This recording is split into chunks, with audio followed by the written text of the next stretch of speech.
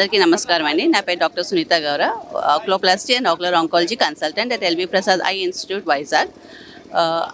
వైటథాన్ అనేది రెటినోబ్లాస్టమా గురించి ఎల్వి ప్రసాద్ ప్రతి సంవత్సరం పిల్లల్లో చిన్న పిల్లల్లో కంటి క్యాన్సర్ గురించి అవగాహన పెంచడం కోసం నిర్వహించే కార్యక్రమం.